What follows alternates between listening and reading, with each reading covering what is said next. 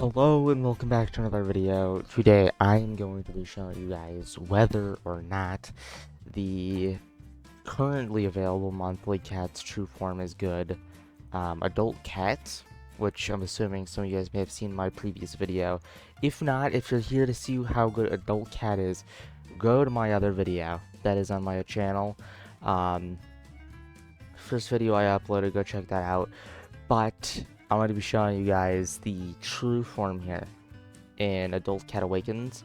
I didn't do the second stage because it's an 8-star. I don't really want to do that. Right now, I kind of just want to review the true form over here for Adult Cat. So it goes Adult Cat, Sick Cat, and then Prisoner Cat. But there's a huge difference here that makes Prisoner Cat much better and much more usable. You'll see here it is a strong against red with single target. There's a lot of characters that can do that much better. Even just like DPS units, like, let's see here.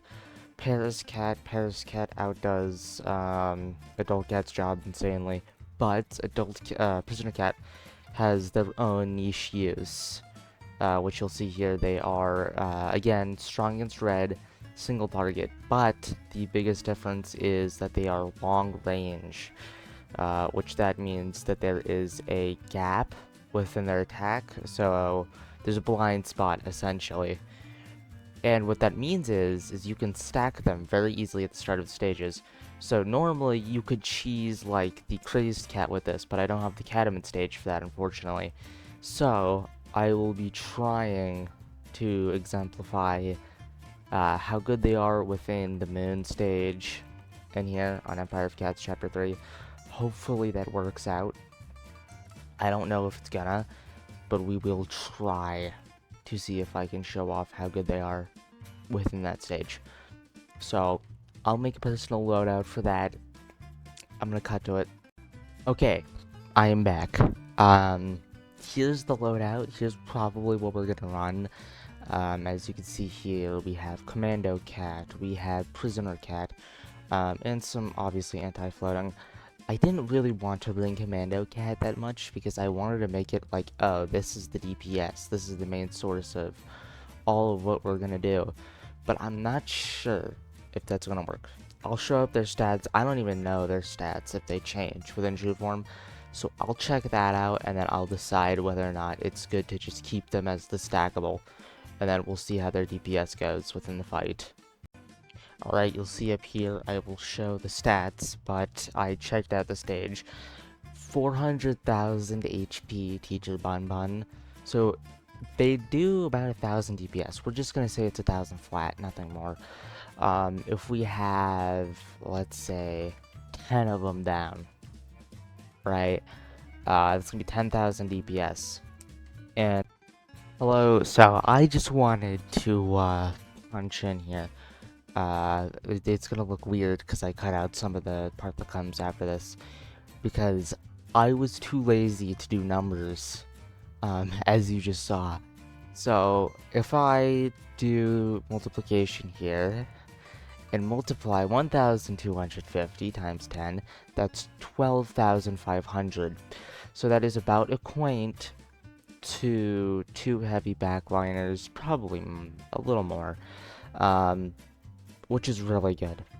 That is really good. I'm not saying here that Prisoner Cat's good, but with what you get for what you stack, that's not that bad.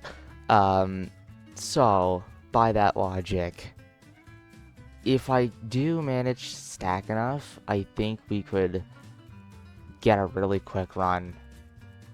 So we'll see how that goes. Hopefully it goes well. But yeah, this is just me chiming in here because I just should have done basic math. It's not that hard. Because the name of the game here is stacking him. It's not about him landing hits, it's about just getting as many as we can to pile up before we actually begin the real deal, the full stage.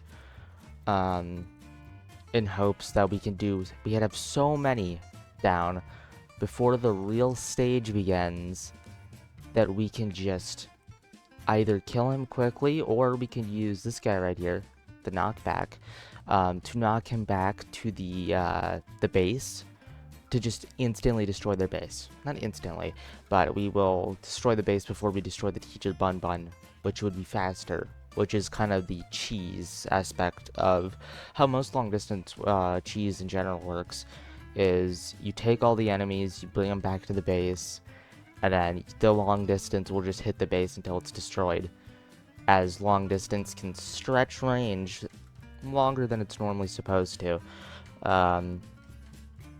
But we're gonna see how this goes. Hopefully we can kill Teacher Bun Bun faster, we can get a good stack. I'll speed up this part though, for you guys, until things get good. Alright, here we go. We are now officially beginning the fight. We got a really good, really great stack here. And look at this. Their base is just no longer. We just gotta make sure that they don't kill our stack. If the stack dies, we lose this entire thing. So that's kind of like the name of the game here, is don't lose the stack, otherwise we lost the stage. Might as well see if they don't have a knockback, then... Well, there goes our entire stack. We just lost the level. That was the biggest waste of time I think I've ever had. Okay, that's a lie. But...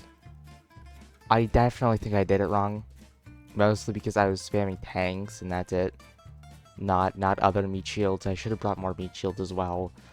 But we'll see how much damage we got, or if we could turn this thing around. Because you have to remember, one of the core things about this is that I'm doing this with just LD, nothing else. I'm not using Ubers for backliners. I'm not using Paris Cat as DPS. I didn't even use a single Commando Cat, besides accidentally once at the start of this level, and he died. I don't even know if I did or if I'm just making that up. But I have not used any Commando Cats. That is something you have to remember. This is insane. Only 2 anti-air that aren't that great for the stage, and a LD. Which is crazy to me. Just crazy to me. So far we're doing pretty good. We got like a good stream going here. And he's still going nonetheless. I do think the stack would have been way more helpful. We could have demolished this guy in no time.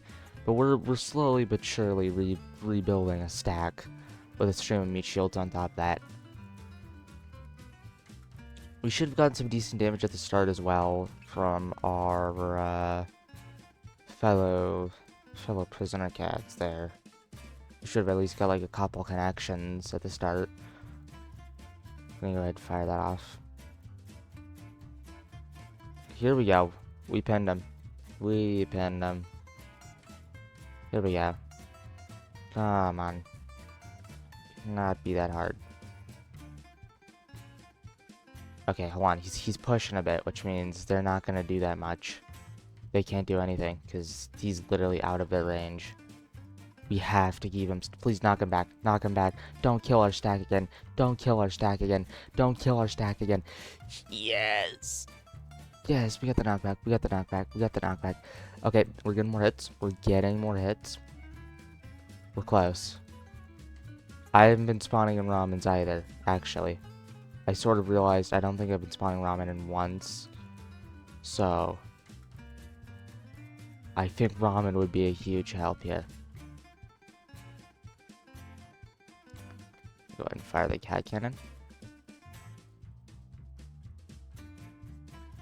I feel like we're getting chipped, but there's no like surefire way to tell that he's getting hits. Now he's too close. He's way too close. He's not landing hits. Not one bit. And they're getting knocked back. Please, land some more hits for me, prisoner cat. Land some more hits for me.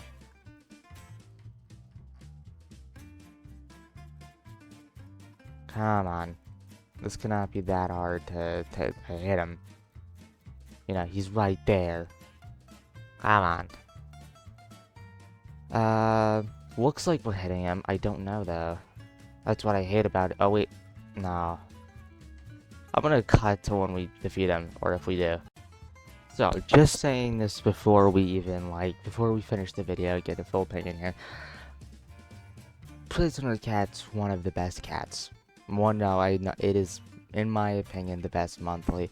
I used to have an old account. I know what all the monthlies are like. And just in my opinion, Prisoner Cat has to be the best. The best monthly cat. In which the reason of that being is just because of his LD. Nothing really more. His long distance, I mean to say. It's because he's so easy to stack. And the main reason is because his blind spot is very big. And the way you can get around a big blind spot is by having meat shields. You'll learn at the start of the game. You need to meat shield in this game. It is a very basic core feature of what Battle Cats is about.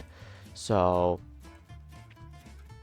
by meat shielding, right, you'll keep the enemies. I'm sorry for putting a gap in there. Don't mean to make you guys skip ahead. By using meat shields, they'll keep them in the front lines, which will allow them to connect. But if enemies push too hard, they'll get in the blind spot and everything's ruined. That is kind of like the shtick of long distance, which I do really like. It is probably one of my favorite features. And I just don't think it's something that's brought up enough. It's a really fun feature that you don't get to see a lot, and it can make up for good enemies and as well as units. As you can see, we're stacking pretty well. I'm gonna speed this next part up though, so I can stop yapping and you guys can see if he's good or not.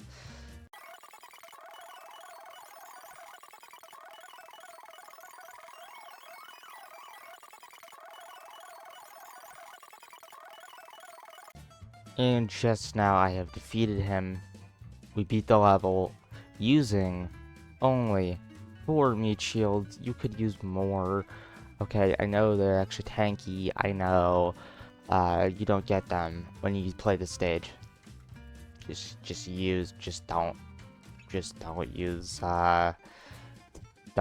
use these. Just use more meat shields. And it is very possible with them. The stack in the beginning I don't think did that much work, but it is definitely possible. And it didn't take that long. It didn't take as long as I was suspecting. So that's great. Is he good? Yes. Did I show him poorly? I would say so. I don't think I showed him quite as well as I should have. But he is a good cat. He is worth using. There is stages he can cheese in, and it is very easy to pull off those cheeses. Obviously, at the end of my videos, I usually do trials. The Wanderer's Trial to show off the units, oh yeah, this little fun thing. I think the video is already long enough, as well as he just can't do it. His range is too long, and he physically will not be able to do that, unfortunately. So that's gonna end off the video. I hope you guys enjoyed. Like, subscribe. My overall review. He's great for cheese. Probably one of the best cheese units. That's it though. Have a great day.